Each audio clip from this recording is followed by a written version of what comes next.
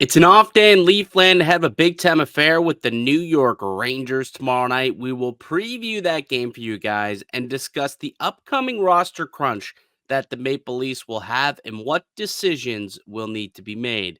You're listening to the Locked On Leafs podcast, part of the Locked On Podcast Network. It's your team every day.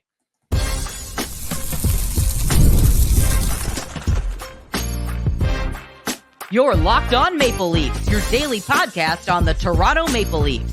Part of the Locked On Podcast Network, your team every day.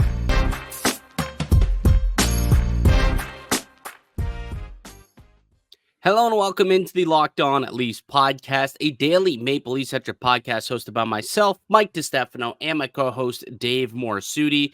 Today's episode is brought to you by FanDuel. Place your first $5 bet and you'll get started with $200 in bonus bets guaranteed. Visit FanDuel.com to get started. What's going on, Dave? How are we feeling on a Friday? Feeling good. It's Friday. It's weekend. It is the weekend. And it's been a slow week for Maple Leafs hockey, that's for sure. Only had one game all week dating back to Friday, just the one Wednesday game against the Kings. They did win that game, however, and now they get back into it tomorrow, taking on the New York Rangers. And we'll preview that game in just a moment, but I want to get into a couple of things first before we get into the game. And before we get into your article, because you wrote something on sportsnet.ca, trade destinations piece for Timothy Liljegren, and we'll get into why that the Leafs may have to get into a roster crunch where they will have to make a trade of some kind. But did you hear the clip of Mats Sundin on Spittin Chiclets going around yesterday, talking about, getting the chills every time he thinks about his time in Toronto during the playoffs? And it was just such I don't know, it gave me chills listening to it.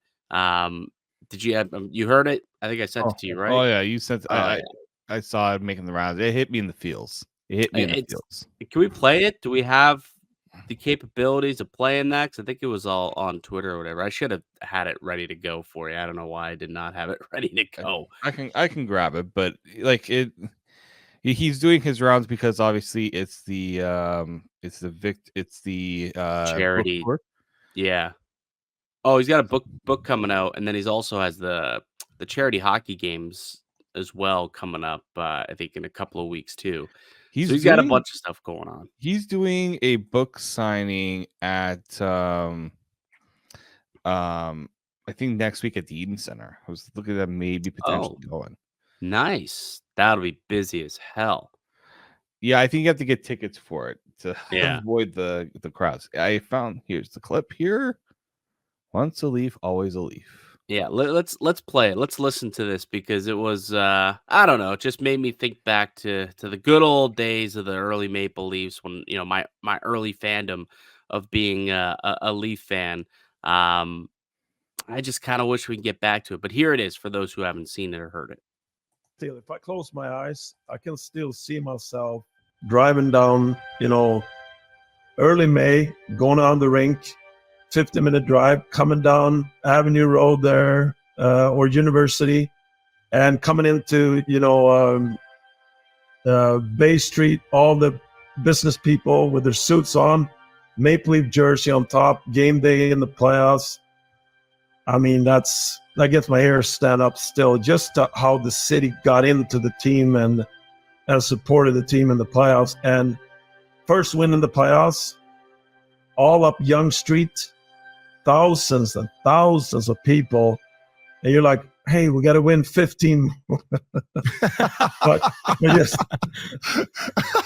I can still, if I close my eyes. There it is. And I just want to get back to that. I don't know when the city lost that. You know what I mean? When he's talking about everyone, Bay Street wearing their jerseys over their suits. Doesn't feel like we have that anymore. And we talked about it last week at the home opener, how it felt like it was a morgue during the opening ceremonies or during the lineup and the start of the game. And it's like, just doesn't feel like we have that anymore. I don't know if you feel the same way, but I want to get back to that. I want to get back to, Leaf fans inspiring the Maple Leafs to do better. The fact that like 25 years later, Sundin is still talking about it is quite incredible. Yeah, no, it is. And again, I think I look back on, when I grew up watching the Leafs, and it was a different feel to it, right? Um, I think when you look at, and I don't like to always poke at the corporate culture of MLSE, but I think that has quite a bit to do with it. I mean, look, I went to the preseason game. Tickets were more affordable, and you saw a different, a different look around the arena, right? And I just think, yeah, that has a bit to do with it, but also the fans react to how the team is playing too. Once the team is, once the buzz of the game gets going, fans get going. But the problem is the fans have to kind of also bring it a little bit too. So I think there's a little bit of that. But yeah, I have obviously noticed a true difference in the way that the Yeah. games were and how they are now. Well, the thing is, like, it's a good hockey team. Like, this has been a really good Yeah. team for a while. I get it. They have not won in the playoffs, and that's a different story. But like Sunday said, like that was the first game of the playoffs. Not like we're talking about game one and round three that year they went on their run. Like he's talking game one, round one, and there were people parading up and down Yonge Street, and they had corporates in their jerseys. Like that's that we could still have that, right? The Maple Leafs still make it to round one every year. They at least make the playoffs. That could still be a thing. Make the Leafs cool again. So it is. Some people are just, they're too cool to be a fan. They don't want to show their fandom, next to their business partners and freak out and whatnot. Make the Leafs cool again. We should make t-shirts. Put it on a hat. Make the Uh, Leafs cool again. And I sell them know. at Scotiabank Arena. Yeah, I know a person. I know a guy. You know a guy. Uh, you know a guy.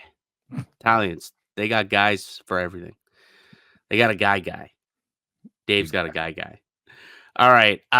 Let's get into your article. Actually, you know what? Let's take a break and then we'll get into it because we'll probably need a little bit more time to dig into your article that you wrote up on Sportsnet.ca about Timothy Liljegren. Leafs will be in a cap crunch, roster crunch, whatever you want to call it, the next couple of weeks. And Liljegren is a name that keeps popping up as a potential trade asset for the Maple Leafs. And Dave wrote a piece on Sportsnet about some potential destinations for Timothy Liljegren. So we'll come back and get to that, and then we'll tee up Leafs, Rangers Saturday night. That's all coming up today on the Locked On Leafs podcast, part of the Locked On Podcast Network. It's your team every day. Today's show is brought to you by PrizePicks. You can now win up to 100 times your money on PrizePicks with as little as 4 correct picks. PrizePicks puts its members first, so all withdrawals are fast, safe, and secure. When my picks hit, I can get my money in as quick as 15 minutes. Sign up today and get a $50 instantly. Get $50 instantly when you play $5. You don't even need to win to receive the $50 bonus. It's guaranteed. PrizePicks is the best way to win real money this hockey season. Which players are going off, which ones aren't. Make your picks in less than 60 seconds and turn your sports opinions into real money all season long on PrizePicks. Download the app today and use the code LOCKEDONNHL to get $50 instantly after you play your first $5 lineup. PrizePicks. Run your game. Welcome back into the Locked On Leafs podcast. Mike DiStefano, Dave Morassutti with you as we are each and every day, Monday through Friday here on the Locked On Leafs podcast. Available wherever you can get a podcast and also up on YouTube. It's all Leafs all the time. And Dave, so far it hasn't been an issue. They've been able to carry a 23-man roster. And pretty soon that's not going to be the case because the Leafs have had a couple of injuries that's allowed them to go into LTIR, talking about, Connor Dewar, Kelly Yarncroc, Yanni Hakanpää. But these players are coming off pretty soon in the next couple of weeks. I think all of them will be eligible to come off of LTIR on November 2nd is the day that they'll be eligible to do it. So still a little bit of time for the Maple Leafs to, think over what they want to do to get cap compliant. There could also be an injury between now and then that could make this really not a hard decision at all as well.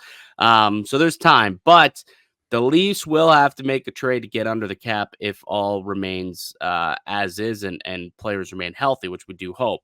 And Dave, you wrote a piece about this, and you used Timothy Liljegren as the trade chip, and you talked a little bit about where he could possibly go. Before we get into the destinations, talk a little bit why you think Timothy Liljegren is the guy who the Leafs should trade to open up that cap space, and then we can get to some destinations in a sec.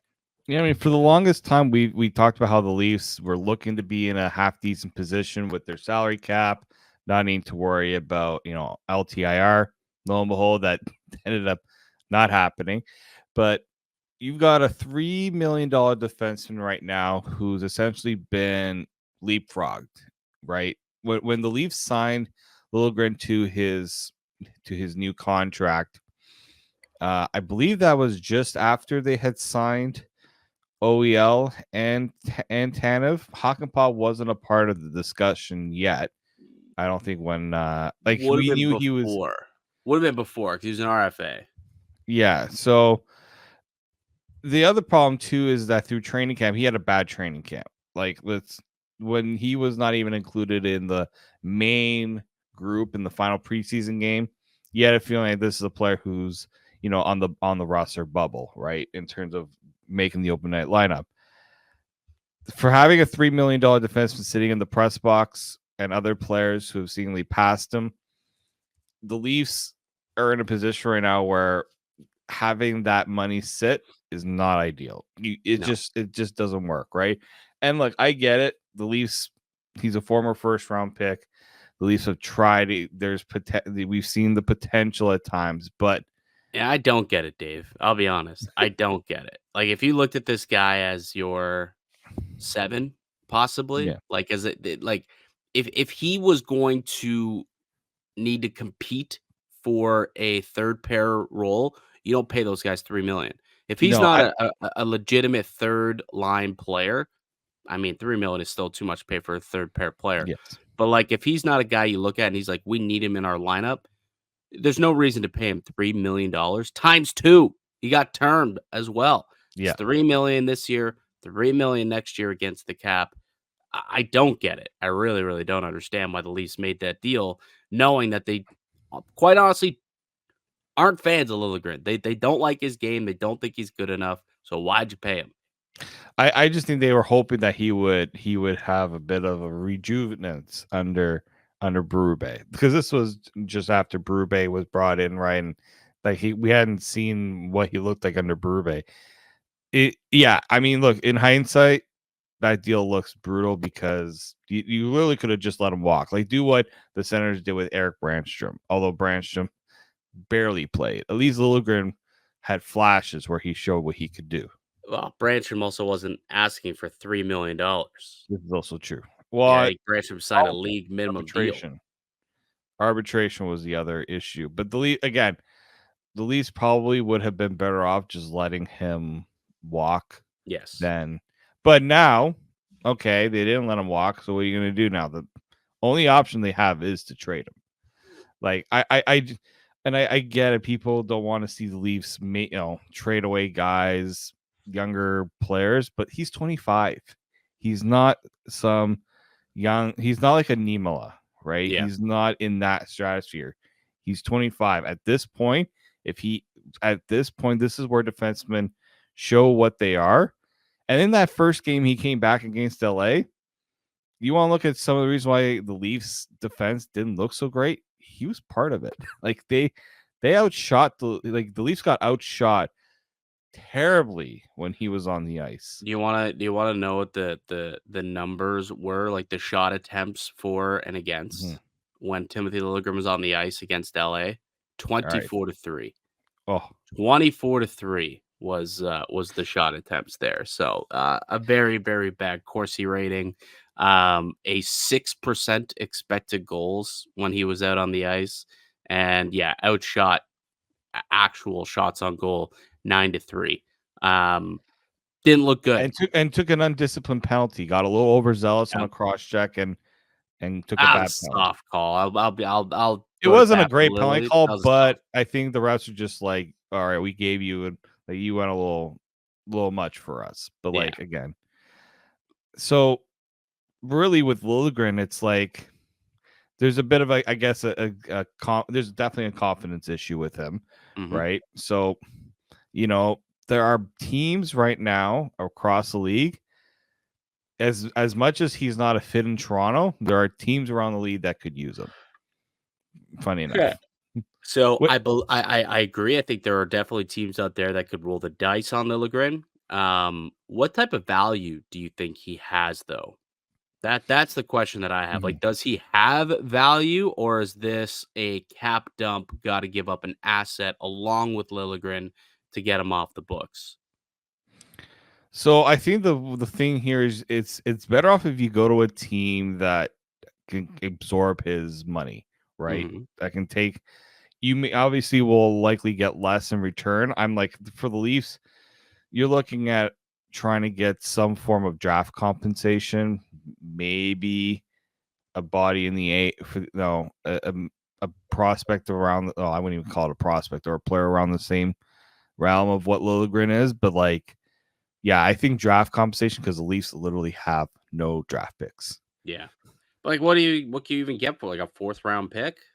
Yeah, like I was gonna say, a third or 4th round pick. You could put some conditions on it if Liljegren plays a certain amount of games with the team that he's with, right? In order to make sure you're not, you trade a player and all of a sudden he just starts to thrive and you're just like, maybe could have gone a little more. You could put condition I would say like a third or a conditional third is where I would, if I were the Leafs, is what I would be looking for. Yeah. So what teams, Dave, you wrote about this up on sportsnet.ca, a couple of destinations you think that the Maple Leafs could send Timothy Liljegren packing. So if you're Brad Treliving, who are you calling? First call is to Utah, because they are depleted on that blue line. Even though they went out and they got Sergachev and John Marino. John Marino's hurt right now. He's out for a few weeks, so he's going to eventually come back. But Sean Durzi, former Leaf prospect, got hurt, and he's going to be out for a while. They're calling it, I think, a back injury or something like that. So they got a right shot opening right now. One of the game when I wrote this, their last game, Sergachev played almost 28 minutes. Ian Cole played almost 25 minutes. Like, they had a bunch of guys play over 20 minutes, and then the depth guys they had only play like 10 minutes. Like, they need options. Liljegren is, as much as we're talking about the deficiency he has, he can at least log minutes, right? 16, 17 minutes is what we've come to see when he's playing in the role that I think that Utah would have for him, right? And would he now, because they have Sergachev, and I think Valimaki would probably be the other power play guy. I don't think they would ever give Liljegren power play time, but they need bodies at 5-5. This is a Utah team that has cap space, has plenty of draft capital. Like, they got an abundance of picks, and they're a team that doesn't want to go backwards. They want to go forwards. And the last thing you want is, well, we didn't go out and add some help when we lost guys, right? Like, they have every reason to go out and can make a Liljegren move work this year next. They have a lot of room. So they were kind of my number one just because of the glaring need. The other, I had a few more teams. Dallas was another team because, again, they lost a bunch of guys in the offseason. 2 of them came to the Leafs, Tanev and Hakanpää. And it's not a very good right side right now. No, they replaced them with Dumba and Lyubushkin. Yeah, I will say though, like, on paper, it fits, but like, I don't think Dallas looks at Liljegren. And my concern about Liljegren is that DeBoer could be like, don't want this guy in my lineup. I have a Nils Lundqvist who's got a similar issue as Liljegren right now, and I can't even play him. Exactly. So I don't know if Dallas necessarily would be on board with that. On paper might be a fit, but yeah, unfortunately, I think it's gonna be the same issue with the board that Sheldon Keefe had, where he's like, I just don't trust him. Like I don't Mm, trust him playing. He's not to throw out the S word, but a little too soft for my liking. Because like Dallas is, they play a heavy game, like they yeah. do. So yeah. Um what other teams you got out there? I threw out Chicago. Again, they're a team that really they're a team that starts need to adding bodies that can start contributing, right? They can everyone's talking, yes, they're in a rebuild, it's gonna take some time, but teams in rebuilds also need to start building, right? And they like former Leafs. They have three of them on the roster, and Bertuzzi, Brody, and Mikheyev. I think Brody is playing on the right side, and they got some young defensemen. Like I look at Korchinski, who's Mhm. playing in the in the AHL. Give him some time to develop. Having Liljegren will allow them to not force their younger defensemen into a situation where they may not be ready to play NHL minutes right now. And they also have some draft picks. Notably, I think they have a third that used to belong to the Leafs. So that Could possibly go and get it back. could possibly go get it back. I looked at Anaheim, a young team that's, you know, Cam Fowler's future's up in the air. They want to move him to a contender, obviously, but they have to make the money work there. But there could be a position where they add a blue liner, right? They got rid of they traded Drysdale in the Carter Gauthier deal with Philly last year, so that took away a significant piece of their blue line. They like their Swedish defenseman too. So and they got cap space. That's another team that could take the deal on. The final one, and I had to throw them out there, was the Pittsburgh Penguins. Mm, Because if yeah. there's Kyle Dubas likes to go out and get his former guys, either on the Sault Ste. Marie, who is, if you're a Greyhound or if you're a guy that Kyle Dubas has had some history with, he went and got Michael Bunting in the Jake Gensel deal. Like he Yep. liked Michael Bunting enough to go out and make that deal. And you look at Pittsburgh, their blue line is not great. Now, will Liljegren help it? I mean, not entirely, but I think Kyle Dubas could see this as I know what Liljegren's capable of, and maybe under the right tutelage of an Eric Carlson maybe helps get Liljegren a little back on track as well. So yeah, those are kind of the teams. I also threw the Blue Jackets as an honorable mention just because they're a team that needs players and needs to get up to the salary cap floor. Yeah, I mean that's the big thing with them is they got to get to the floor. Now they were granted a grace period to get to the floor, obviously with the passing of Johnny Gaudreau, that cap coming off the books unexpectedly. The league gave them a bit of a grace period, but I'd imagine that's coming due at some point here. How far are they from the cap floor right now? They're quite there. So they got when unfortunately with Gaudreau's situation, Yeah. I think they're like 21 million underneath they have 21 million cap space. So that's 66 million right now. I don't know what the cap floor is and what the Can't be that NHL. that different because Anaheim's at 68.3. They must Yeah. have been cap compliant. Yeah, so with Gaudreau, with the way that the NHL did it, is he's just at a 2 million cap hit Mm, for this season, but then his deal comes off the books mm. from what I read. So they're a team right now that's been given an exemption to not be at the cap to be at the cap floor. So I'm gonna look it up right now what the cap. I think it's It's like so 68, 70. It's like in that. It's got to be in I that think range. it's 65. It might be 65. Okay. So they might just be over, but So that's they're there. because they added Gaudreau's money. Right. But eventually they're gonna have to keep climbing that because that's a significant amount of money that's off their books after this year as well.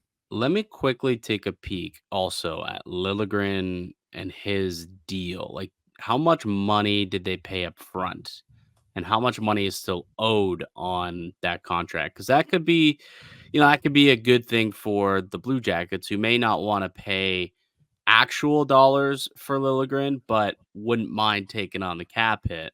So So in terms of base, so we had a signing bonus of $2.4 million this year, and 3.4 in total salary. So next year he's not making a whole lot. Like next year he's only making 2.6 million, right? So I mean it still is a decent amount of money, but most of his dollars, I guess, were front loaded in a signing bonus this year for 2.4 million that the Leafs have already paid. So you're not really taking on a $6 million contract. It's going to be considerably less. It'll be 2.6 plus whatever's left of the $1 million of this year's base contract. mhm, So you're looking at, I don't know, 3.5 million, let's call it.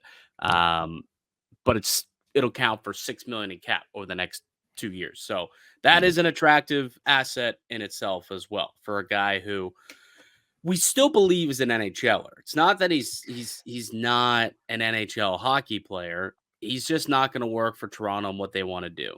Right? That's yeah, that's that's just what it is. There's Toronto's going in a different direction.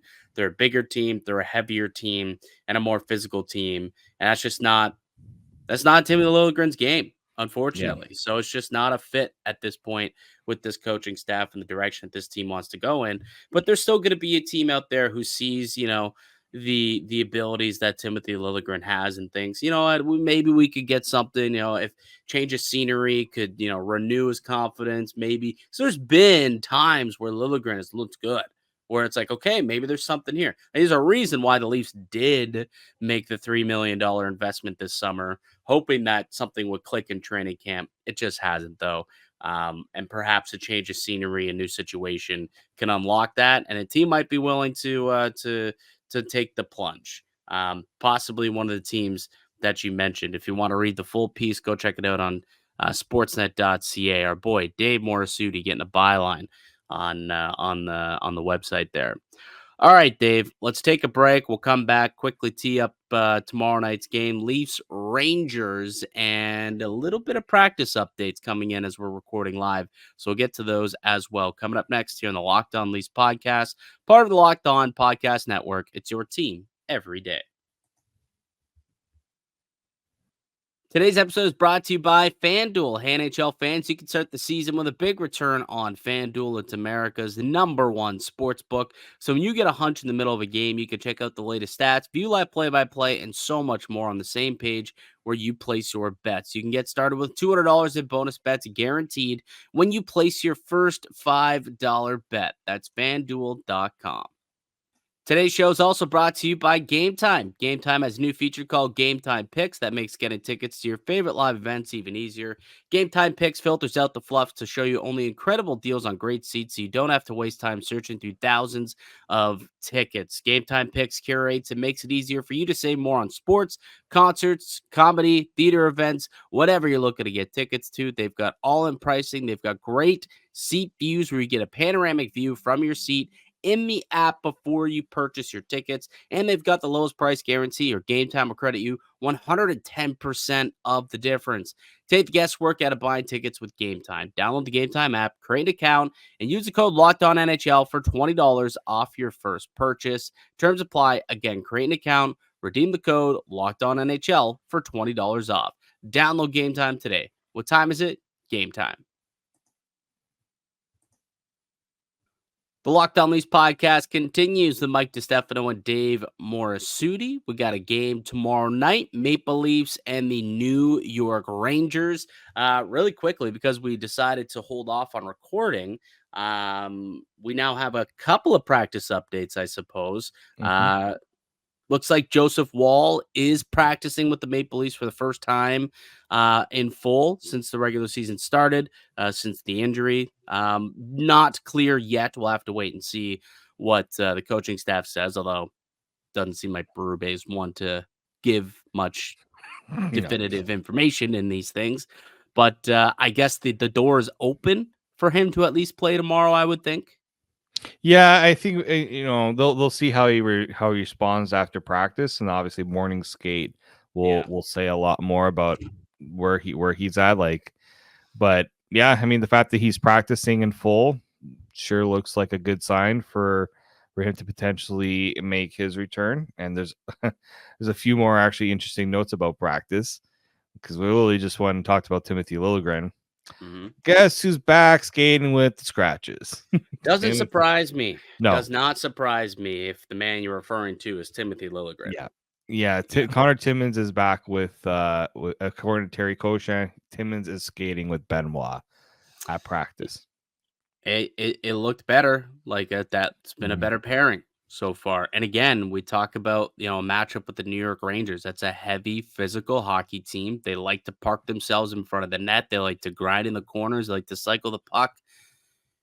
I'm not Timmins has not been very good at defending those things and doing those things. There's a reason why he has not played much in the playoffs and why he's often sitting in the press box eating popcorns because he gets bodied out by players in front of the net. He's not physical enough. He doesn't stand his ground. And the Rangers, not a good matchup for him, which is why it makes sense to get Connor Timmins back in there. At least Timmins, is a bigger body and a guy who has been willing to fight back, I guess, right? Like his compete level has been talked about multiple times by this coaching staff. Uh, so we'll see Timmins back in the lineup. That is happening. Do we know if there's any other changes? If Max Pacioretty is going to be back in the lineup, or are they going to go status quo with the forward group? I haven't seen anything. I haven't yet either. Haven't seen anything about forward rushes, but I mean they talked about Pacioretty yesterday, and I don't know why people were all of a sudden shocked that Pacioretty got the scratch. I mean, other than Ryan Reeves, I wouldn't have scratched any other forward, right?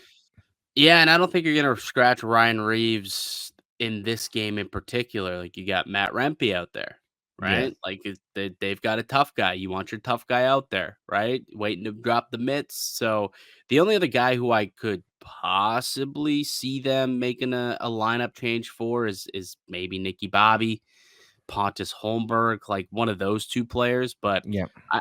I'd probably just hold him out for one more game and see what happens, I guess, and see if anybody, kind of takes their foot off the gas in this one against New York, making it a bit of an easier swap out, I suppose. But if there was going to be a lineup change, I would think one of those two players would be the ones coming out. Yeah, I would say so. Like you're leaving the top six as is. Fourth line, as you said, there's no real change. The only change you're gonna make is that third line. And the question is, do you rather have, as you said, Holmberg or rather have Robertson? Maybe it's a case where it's a bigger Rangers team or you just want a different look and Robertson comes out, but but otherwise, yeah, I don't see where else you could make that possible change for Pacioretty. Yeah. So the Maple Leafs have done pretty well against the Rangers of late. I'll say that they've won 4 of the last 5 games against New York, so hopefully they can keep it going. But man, the Rangers look good to start the year. They really, really look good. Shesterkin's been a beast, and it's going to be tough sledding to score some goals here if you're the Toronto Maple Leafs. So they're going to have to play extremely well. It's a good early test to see where they stand amongst the best in the Eastern Conference. So I am definitely going to be enjoying this hockey game. Yeah, I think the only game where Shesterkin's really wasn't at his best was against Utah last week. But other than that, like he's been, shutout to start the year against the Penguins. Then they, Derek Lalonde pretty much saying that Pay the guy Shesterkin's $1 billion. Yeah, so pumping the tires and making the Rangers have to pay more. That's a smart move by Lalonde there. But yeah, it's going to be a tough game against New York. This is a really good New York team, especially our boy Vinny Trocheck. 3 apples in the last game, I think, is the fantasy alert that I got. Yeah, he scored a goal too, I think. Yeah, he had a big night. That line's really like Panarin, Trocheck, and Lafreniere. Like they're one of the top lines in hockey right now. That's a difficult line to go up against. So if you're Riley Tanev or OEL and Jake McCabe, that's the lineup that you're going to be circling as, okay, we got to make sure we shut those guys down because they have been exceptional to start the year. They absolutely cooked Detroit the other night. So that's why you brought in Tanev, though, right? To kill plays on the defensive end, to get the puck out of danger, and make sure that those guys don't have sustained offensive zone time, offensive zone shifts. You can kill things, block shots, get pucks out. And that's exactly what Toronto's going to have to do. It's going to be a big test. Totally going to be a big test. They've yet to lose in regulation. They have one loss this year, 3-0-1. Came in, was it a shootout? Was it a shootout loss? Overtime loss that they had against Utah. It was a crazy, crazy game, 6-5. But outside of that, they've been pretty stout. Outside of that Utah game, they've outscored their opponents 15-3. So Toronto's got their hands full with this one against the Rangers. Should be a fun game though. You got a prediction for me? Ooh, I think this one might be like a 3-2 final, maybe like a 3-2 Rangers potentially. I think we see the Maple Leafs win this game. I think we'll see Stolarz in net. I don't think we'll see Joseph Woll. Not quite yet. Might need to get a couple of full practices in before Woll takes the net. I think Stolarz plays, which will actually be the first time in his career, I believe, that he'll be making 3 starts in a row. I'm gonna go with I'll go 4-2, and Matthews scores again. Because when Austin scores, they tend to come in bunches. He finally got off the schneid, got his first of the season in the last game. I think he scores again here because. And just one quick update, looks like Pacioretty's still skating with the scratches. So there we go. Pacioretty with the scratches. So yeah, the lineup looks the exact same forward-wise as it did in the game against the Kings.